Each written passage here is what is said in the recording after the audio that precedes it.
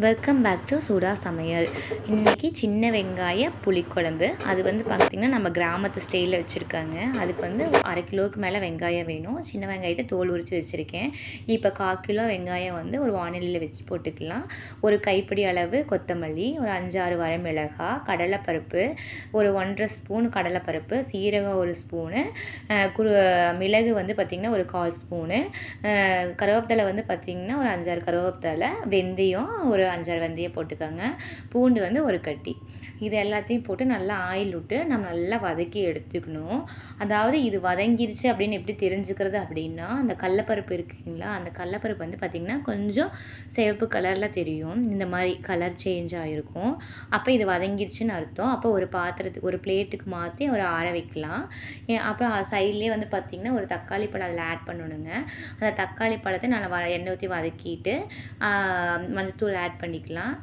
இப்போ வந்து பார்த்திங்கன்னா ஒரு பவுலில் வந்து பார்த்திங்கன்னா நான் வந்து தண்ணி ஊற்றி புளி ஒரு எலுமிச்சை சைஸ் புளி வந்து ஊற வச்சுருக்கேன். இப்போ வந்து அது புளி ஊறிட்டுருக்கு. இப்போ அதுக்குள்ளே மிக்சியில் அரைச்சிட்டு வந்துடலாங்க. வதக்கினது எல்லாத்தையும் மிக்சிக்கு மாற்றிட்டு கொஞ்சம் தேங்காய் ஆட் பண்ணிக்கலாம். ஆட் பண்ணி இப்படி வந்து அரைச்சி எடுத்துக்கணும். இப்போ வந்து ஒரு வானொலி வச்சுக்கலாம். வானொலி வச்சுட்டு பருப்பு போட்டு பொரிஞ்சதுக்கப்புறம் மிளகாய் ஒரு 2 மிளகாய், கருவேப்பிலை எல்லாம் போட்டு தாளித்து விட்டுட்டு இப்போ வந்து இதை நல்லா வெங்காயம் 1/4 கிலோ வெங்காயம் போட்டு பூண்டு ஒரு 4-5 பல் போட்டு நல்லா வதக்கி எடுத்துக்கலாம். நல்லா வதங்கிட்டு இருக்குது. இப்போ தக்காளி அதில் வந்து ஆட் பண்ணிக்கலாம். தக்காளி ஆட் பண்ணிவிட்டு கொஞ்சம் உப்பு கொஞ்சம் சேர்த்திக்கலாங்க. உப்பு கொஞ்சம் சேர்த்து இப்போ நல்லா அதை வதக்கி விட்டுட்டு இப்போ வந்து பார்த்திங்கன்னா இந்த ஆனியனோட கலர் வந்து கொஞ்சம் சேஞ்ச் ஆகும். அதாவது ரொம்ப ரெடியூஸும் ஆகாத, ரொம்பவும் இதாக இல்லாத ஒரு கரெக்டாக ஒரு மாதிரி கலர் இருக்கும். அப்போ வந்து நம்ம புளி ஊற வச்சுருக்கோங்களா, அதை கரைச்சி எடுத்துக்கலாம். அது அந்த மிளகு எல்லாத்தையும் ஒன்றா மிக்ஸ் பண்ணி இப்போ இந்த மாதிரி ஸ்டேஜில் இதை ஆட் பண்ணிக்கலாம்.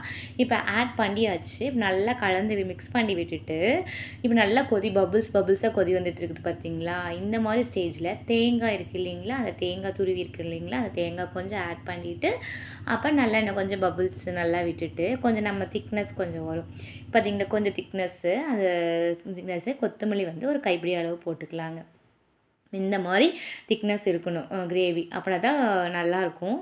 இப்போ உப்பு புளி காரம்லாம் பார்த்துக்குங்க. பார்த்துட்டு இப்போ நான் இது வந்து இப்போ ஓரளவுக்கு இது ரெடி ஆகிருச்சு. இப்போ நான் இது வந்து ஒரு பாத்திரத்தில் வந்து மாற்றிக்கிறேன். இப்போ ஒரு பாத்திரத்துக்கு மாற்றியாச்சு. இப்போ எங்கள் அம்மா வந்து இதை எப்படி சாப்பிட்டுட்டு நான் நல்லா செஞ்சுருக்கிறேனா இல்லையா அப்படின்னு சொல்லிட்டு அதில் வந்து குறை கண்டுபிடிச்சி சொல்லுவாங்க. ஆனால் எங்கள் அம்மா வந்து நல்லாயிருக்குன்னு சொல்லிட்டாங்க.